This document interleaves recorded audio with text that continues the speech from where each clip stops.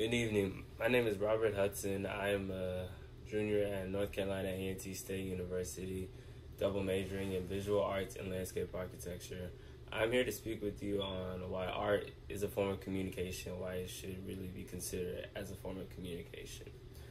Communication for me is the concept of speaking verbally or non-verbally, but also the person on the other side being able to understand you and actually listening to what you were saying.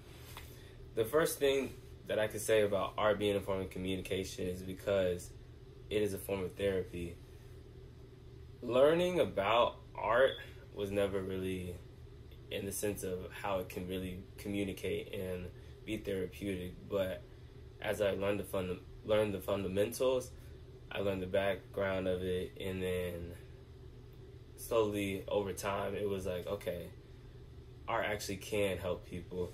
And that's just because personally that's how it was for me, because when I was younger something actually happened to me to where I locked down.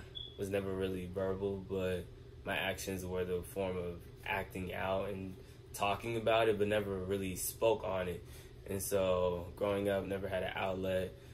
Then I stumbled upon drawing from my sister. Never drew conceptual pieces at that point, but I saw cartoons and I would draw that. And so then that went from that to then taking the first step into conceptualizing my actual feelings and what I wanted to talk about. And from then on, it was the realization of, oh, this can save me, but also save others, because believe it or not, art is a form of therapy.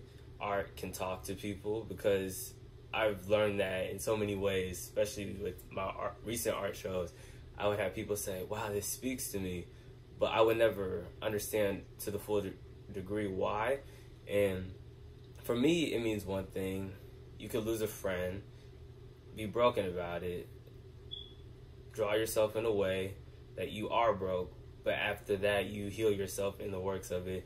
And so someone might speak on it and it might touch them because at that time they might be broken and you would never know, or in their past they've experienced what you felt and can relate to it. And so for me, art is a huge form of communication, and we sometimes overlook it because art in society might not be taken as serious. Over time, it has eventually grown into something that can be serious, but initially it was never seen as a serious job or something that can make you money.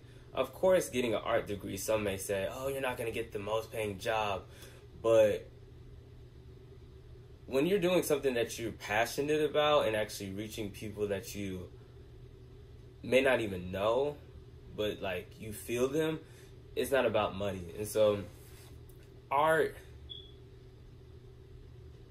just steps over that whole concept of money, and it's about actually reaching to them. And so even if you think about how artists, like music artists, they use certain type of album covers, certain type of t-shirt designs, certain type of visuals, even in their music videos, and that's because that's another form of artistry. Art isn't just always about painting, sculptures, and like sketches.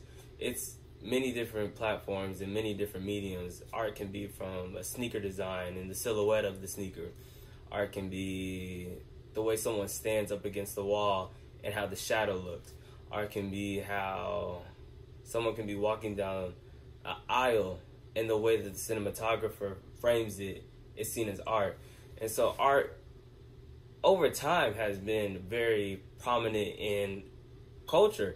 And so we might have it subconsciously like, oh, art is this or art is that, but it's always just been there, and it's always been a form of communication, whether we realize it or not. Another reason why I say this is because art tells stories. You can be a teacher to many things. At this point in my life, I've learned to take other stories and really implement them. I might not have ever dealt with what they've dealt, but I will listen to them, because for me, I'm more of a listener than an actual speaker. And so I would take that and I would use that knowledge of what I've gained and I would implement it into my art.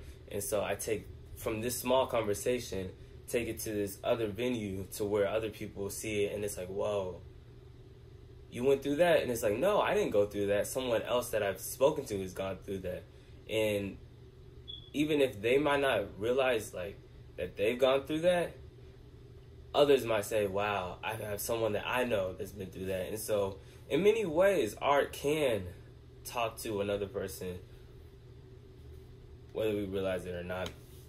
Another reason why is because colors tell a story. Colors grab emotions. Colors are in everyday life and are a big role in how you are even perceived. I learned in my color theory class that burnt orange is dealing with depression. I never realized that, but it's certain colors that would evoke an emotion. Like black means you're like, have a dark tone to you. Yellow is like a sense of happiness. And so even with the use of colors in color therapy, as I've seen before, they would have a child who may be getting abused and say, oh, what do you feel in this type of room? And like a base map of their house, if they are getting abused in a house, they would say, how do you feel in this room? And if they color red, it's like a sense of danger. And so realizing that art isn't just seen as, oh, let's go to a museum, but it's in our everyday lives. And since I've been at this school, I have spoken to a lot of different people, told them about me in a way that they probably have never even realized, and just opened the many eyes of how art is a form of communication. Art isn't just on a flat surface. Art is beyond the sheet of paper that I'm drawing on, and it goes in someone else's mind, which they can take and implement into someone else's mind. So it's all in the cycle of communication. And that is my speech on why art is a form of communication.